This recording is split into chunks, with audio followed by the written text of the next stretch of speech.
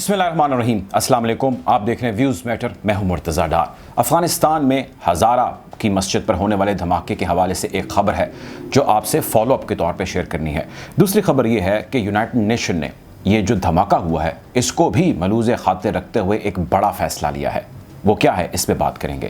تیسری آج بات یہ کریں گے کہ ایک طرف افغانستان کے حالات اور ابتر حالات کے بارے میں رشیا نے گفت و شنید یعنی کہ ٹاکس کا انعقاد کا اعلان کیا، تو دوسری جانب امریکہ فوراً طالبان کے پاس پہنچ گیا بات چیت کرنے کے لیے دوحہ میں۔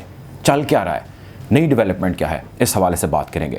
گفتگو کا باقاعدہ آغاز کرتے ہیں۔ اگر آپ نے ہمارے چینل کو سبسکرائب نہیں کیا تو کر لیں بھائی، تاکہ ایسی مزید ویڈیوز آپ تک بر وقت پہنچ سکیں۔ اچھا، سب سے پہلے تو آپ سے شیئر کر دوں کہ ابھی تک افغانستان کے اندر جو قندوز صوبے کے اندر مسجد میں کل نماز جمعہ کے دوران دھماکہ ہوا، اس کی لیٹسٹ سچویشن کیا ہے، اس کا فالو اپ کیا ہے۔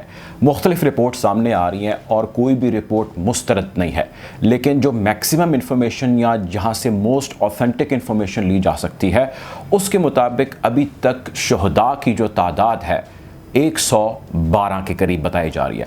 112 were martyred yesterday، جو دھماکہ ہوا تھا ہزارہ مسجد میں۔ 400 کے قریب لگ بھگ لوگ ہیں جو زخمی بتائے جا رہے ہیں ہاسپٹلس کے اندر، اور ان میں سے کافی ہیں جن کی حالت ابھی تشویشناک ہے، کافی کرٹیکل ہیں وہ۔ اب یہ تو ہو گیا، اس کے فوری بعد جو ریئیکشن یا جو ٹول سامنے آیا۔ ہاسپٹلس کی کنڈیشن یہ ہے کہ ہاسپٹلز میں، یہ ذکر میں نے کل بھی اپنی ویڈیو میں کیا تھا کہ ڈاکٹرز موجود نہیں ہیں۔ جب طالبان نے ٹیک اوور کیا تو بہت سارا جو برین ڈرین ہے یہاں سے ہو گیا۔ پڑھے لکھے طبقے میں ظاہر ڈاکٹرز یا انجینئرز آتے ہیں، میکسیمم افغانستان چھوڑ کے یہاں سے چلے گئے، اور ہاسپٹلز کی جو تعداد ہے، پیچھے مریضوں کی جو تعداد ہے، اس کے برعکس یہاں پہ موجود جو ڈاکٹرز کی تعداد ہے وہ تقریباً نہ ہونے کے برابر ہے۔ تو پھر نیم حکیم خطرہ جان والا معاملات ویسے ہی چل رہا ہے۔ تو اتنے ابتر صورتحال میں جہاں پہ دھماکہ ہوا ہے ورسز جو اویلیبل وہاں پہ ڈاکٹرز کی سچویشن ہے، پلس دوسری وہاں پر موجود جو پیرامیڈیکل سٹاف ہے جس میں نرسز ہوتی ہیں، وارڈ بوائز وغیرہ ہوتے ہیں، یا ایسا سٹاف جو ڈاکٹرز کو ساتھ ہیلپ آؤٹ کر رہا ہوتا ہے، وہ بھی بہت کم ہے۔ ان کے نہ ہونے کا بڑا ریزن یہ ہے، ایک تو ان کی تنخواہیں نہیں آ رہی، 3 مہینے ہو چکے ہیں، اور دوسرا انسیکیورٹی بہت زیادہ افغانستان کے اندر ہے، لوگ اپنے کاموں پہ اس طرح ابھی تک واپس آ ہی نہیں پائے۔ سو اس اثناء کے اندر اس دھماکے کے متاثرین کو یا زخمیوں کو یا جو بھی وہاں پہ معاملات چل رہے ہیں اس کو مینیج کرنے کی کوشش کی جا رہی ہے۔ دوسرا یہ ہے کہ بھائی یہ سب ہو بھی تو وہاں پہ میڈیسن نہیں ہے، ادویات نہیں ہے، لائف سیونگ ڈرگس کے اوپر تقریباً کوئی 22 دن پہلے میں نے ویڈیو کی تھی کہ لائف سیونگ ڈرگس کی بھی شدید قلت ہو چکی ہے، اینٹی بایوٹکس کی شدید قلت ہے اس وقت پورے افغانستان کے اندر۔ آپ جانتے ہیں کہ ہمارے جسم میں تھوڑا سا بھی پرابلم ہو جائے، کوئی بخار ہو جائے یا زخم ہو جائے، تو ڈاکٹر سب سے پہلے اینٹی بایوٹکس دیتے ہیں، اور جب اس قسم کے واقعات ہوتے ہیں تو ظاہر ہیوی اینٹی بایوٹکس کی ضرورت پڑتی ہے۔ بہر ڈاکٹر تو میں نہیں ہوں، لیکن ادویات نہیں ہیں بھائی، ڈاکٹرز نہیں ہیں، اور مریض ابھی بھی جو ہے وہ بہت سارے مشکل حالات کے اندر ہیں۔ لواحقین اپنے پیاروں کو نہیں ڈھونڈ پا رہے۔ دھماکہ بہت ہولناک تھا، خوفناک تھا، اور اس کے مناظر ظاہر ہم ڈیلیبریٹلی نہیں دکھا سکتے، لیکن جو میں نے دیکھے، میں نے بہت سارے دھماکے دیکھے اپنے کیریئر میں، اور کچھ دھماکوں کی جگہوں پہ بالکل بال بچا بھی وہاں پہ دھماکہ ہونے سے کچھ منٹ قبل نکلا، پھر واپس آیا تو آ کے اس جگہ کو دیکھا کہ اب سے کچھ منٹ پہلے یہ جگہ ایسی تھی۔ مجھے یاد ہے جامعہ نیمیا لاہور کے اندر بلاسٹ ہوا، وہاں سے کچھ لمحے قبل میں نکلا تھا اور مال روڈ لاہور تک پہنچا تھا تو میرے پیچھے بلاسٹ ہوا، اور ودن a minute or 2 جو ہے میں وہاں تک واپس پہنچا، تو جن لوگوں کو میں وہاں پہ ملا تھا جامعہ نیمیا کے اندر، انہی کی بعد میں وہاں پہ لاشیں پڑی تھیں، اور جو مناظر تھے تو میں بہت اچھی طرح ریلیٹ کر سکتا ہوں کہ وہاں میں نے کیا دیکھا تھا، اور اس جگہ کے جو مناظر آئے ہیں یہاں پہ کتنا ہیوی قسم کا دھماکہ کیا گیا تھا۔ پرابلم یہ آ رہا ہے لواحقین کے لیے کہ بہت بڑی تعداد ہے جو اپنے پیاروں کو شناخت کر ہی نہیں پا رہی، یا ان کے پیارے ان کو مل ہی نہیں رہے۔ اس کی بڑی وجہ یہ ہے کہ جب اتنا خوفناک دھماکہ ہوتا ہے تو اس کے بعد بالکل کچھ نہیں بچتا۔ آپ یہ دیکھیے بہت سارے مناظر آتے ہیں جس میں لوہا جو ہے وہ تک نہیں بچتا، وہ پاش ہو جاتا ہے، تو پھر انسانی جسم تو لوہے کے آگے ظاہر ہے بہت ایک آسان ہدف ہے۔ تو شاید اللہ نہ کرے کبھی ایسا ہو، شاید بہت سارے پیاروں کو، ان کے لواحقین کو اپنے جو ہے پیارے نہیں مل پائیں گے، کیونکہ وہاں پہ صرف شاید انہوں نے گوشت کے لوتھڑے جو ہیں وہ اس طرح اٹھائے ہیں، ان کی شکلیں بھی پہچانے جانے کے لائق نہیں ہیں۔ یہ ہے ڈیولپمنٹ وہاں پہ۔ یہ وہ دھماکہ ہے جو کل کے روز نماز جمعہ سے تھوڑی ہی منٹ قبل ہوا مسجد کے اندر، جو مسجد ہزارہ کمیونٹی کی مسجد ہے، جو ہزارہ برادری کی مسجد ہے، اب اس دھماکے کی ذمہ داری قبول کی ہے آئسس خراسان نے۔ داعش جو ہے وہ آپ جانتے ہیں پوری دنیا کے اندر جو ہے اس نے اپنے پنجے گاڑے ہوئے ہیں، اور پوری دنیا سے مراد میری ہے کہ وہ اپنے آپ کو کلیم کرتی ہے کہ ہم ایک ریاست ہیں اور اسلامی نظام ہم لے کے آ رہے ہیں اور ہماری سب برانچز ہیں۔ سو خراسان جو ہے یعنی کہ آئسس کے یہ ان کی سب برانچ ہے جو افغانستان کے اندر موجود ہے، جس نے 2015 سے آنورڈ خیر بہت زیادہ زور پکڑ لیا تھا۔ اس نے بالآخر ٹیلی گرام ایک موبائل ایپ ہے اس پہ اپنا ایک میسیج دیا اور اس کے ذریعے اس نے وہ ذمہ داری قبول کر لی۔ اب اس ساری صورتحال کے اوپر خاصی تشویش پائی جاتی ہے۔ اس سے پہلے بھی جو معاملات چل رہے تھے ہزارہ برادری کے گرد جو گھیرا تنگ ہو رہا تھا، ایمنسٹی انٹرنیشنل جو ہے وہ 14 شہادتیں رپورٹ کر چکا ہے، یونائٹڈ نیشن جو ہے وہ کئی شہادتیں رپورٹ کر چکا ہے، تو یونائٹڈ نیشن نے آفٹر اے لانگ ٹائم یہ فیصلہ کیا ہے کہ ہم افغانستان کے اندر اپنا اسپیشل انوائے بھیجیں گے۔ یہ خبر سامنے آئی دنیا کے منظرنامے میں، دنیا کے مختلف ممالک نے اس کو اپنے اپنے حوالے سے ریاکٹ کیا، لیکن طالبان نے اس کو ویلکم کیا۔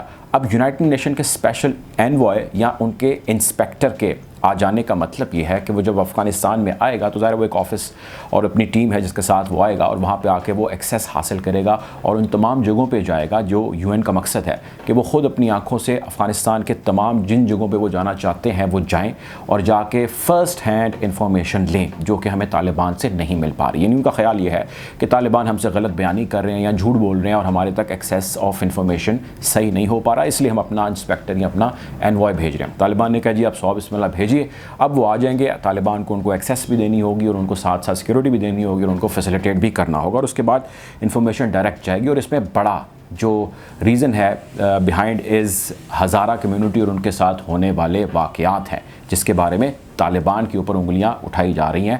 میں کل کے ذکر نہیں کر رہا واقعہ کی، اس سے پہلے کے واقعات کے ذکر رہا ہوں، جس میں کندی میں بہت سارے طالبان نے کہا تھا، رپورٹس آئی تھیں کہ جی ہزارہ کمیونٹی کے 800 سے 1000 کے قریب خاندان ہیں یہ گھر خالی کرتے ہیں۔ اس کے علاوہ ہیومن رائٹس کی سچویشن اوورآل افغانستان میں کیسی ہے، اس انوائے کا یہ بھی کام ہوگا۔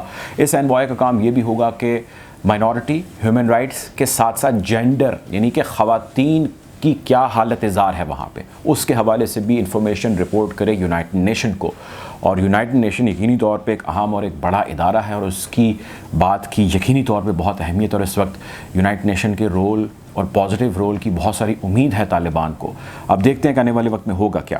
اگلی چیز بھائی یہ ہے ویری کوئکلی کہ امریکہ اور طالبان کے درمیان پہلی مرتبہ جب سے طالبان پاور میں آئے ہیں آمنے سامنے بیٹھ کے بات چیت ہونے جا رہی ہے، first time ever after طالبانز take over of Afghanistan.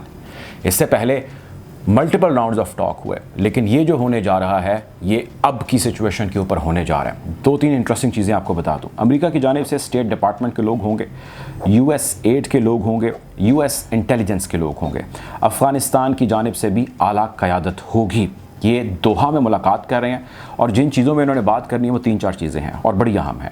پہلی چیز یہ ہے کہ امریکہ نے بات کرنی ہے کہ بھائی ابھی بھی افغانستان میں ہمارے شہری موجود ہیں، آپ ان کے انخلاء کے اوپر ہمیں بتائیں کہ کیا کر رہے ہیں، ہمیں ڈر ہے کہ آپ یا کوئی اور جو ہے وہ ان کو نقصان پہنچا سکتا ہے، تو ہمیں سب سے پہلے اپنے شہریوں کی جو رہ گئے ہیں وہاں پہ ان کے نکلنے کا پلان ہمیں بتائیے کہ وہ ہے کیا۔ اچھا، کچھ رپورٹس ایسی آ رہی تھیں کہ تمام کے تمام جو ہے امریکی نکل چکے ہیں افغانستان سے۔ یہ بالکل غلط رپورٹ ہے۔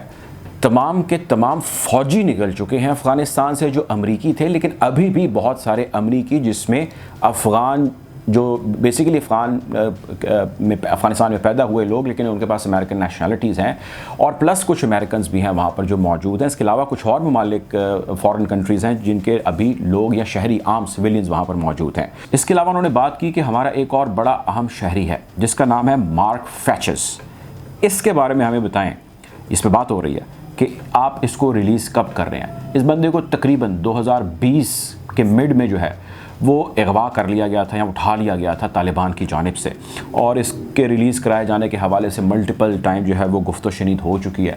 یہ بندہ ایک ڈیولپمنٹ پروجیکٹس کہتا تو یہ ہے کہ میں ڈیولپمنٹ پروجیکٹس پہ یہاں پہ کام کر رہا تھا، اور گزشتہ کئی سالوں سے جو ہے 10 سال کا عرصہ بتایا جاتا ہے کہ افغانستان میں یہ موجود تھا اور مختلف فرائض سر انجام دے رہا تھا۔ اب اس بندے کو امریکی جو ہے وہ ریلیز کرانا چاہتے ہیں اور اس کو طالبان نے کیپچر کیا ہے۔ اس بندے کے چھوڑے جانے کے حوالے سے ماضی کے اندر بھی گفت و شنید ہوئی اور بشیر نورزئی کا نام طالبان نے دیا. انہوں نے کہا جی آپ بشیر نورزئی صاحب کو چھوڑ دیں. امریکیوں کو کہا ہم اس بندے کو چھوڑ دیتے ہیں, لیکن یہ پریکٹیکلی ہو نہیں سکا, بات وہیں پہ رہ گئی. اب جو یہ دوبارہ بیٹھے ہیں, دوبارہ اس کے اوپر بات ہو رہی ہے. تیسری بات وہ یہ کر رہے ہیں کہ بھائی دیکھیں ہم تو یہاں چاہتے تھے کہ یہاں پہ آئے افغان گورنمنٹ, لیکن آپ نے ان کو مار بھگایا, آپ نے ان کو یہاں سے نکال دیا, چنانچہ ہم آپ کو نہیں مانتے وغیرہ وغیرہ جیسی چیزیں جو ہیں جس کا ذکر انہوں نے کیا ہے.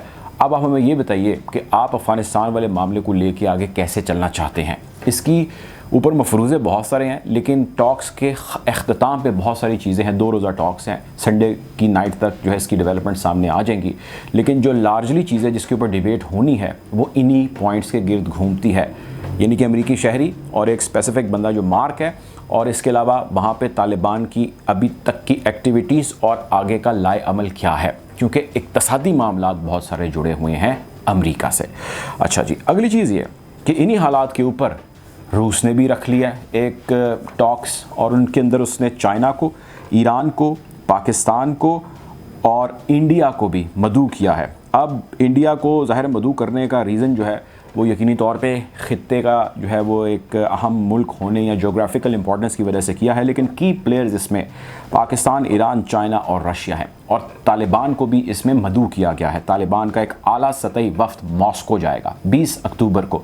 اس کے اوپر گفت و شنید ہوگی, اور اس میں 2 چیزیں ہیں جس کے اوپر بحث ہوگی. ایک تو سیکیورٹی کے حوالے سے کہ کس طرح سیکیورٹی کو امپروو کیا جا سکے, داعش خراسان ہو یا القاعدہ ہو یا کوئی بھی تھرڈ پارٹی ہو, وہ امریکہ یا بھارت کی شکل میں یا ان کی بیک کی صورت میں موجود ہے, اس کو کس طرح کاؤنٹر کرنا ہے, اس کے اوپر مزید اسٹریٹجی بنائی جائے گی ہر حوالے سے. دوسرا یہ کہ اقتصادی بحران کو کس طرح ہم نے ڈیل کرنا ہے اور کس طرح ہم ہیلپ آؤٹ کر سکتے ہیں. اگر ہم سب نے یہ نہ کیا تو یہاں سے جو اٹھنے والا لاوا ہے, یا خدا نخواستہ یہاں جو ہاٹ سپاٹ بنے گا انریسٹ کا, اس کا اثر تمام ممالک کے اوپر ہوگا.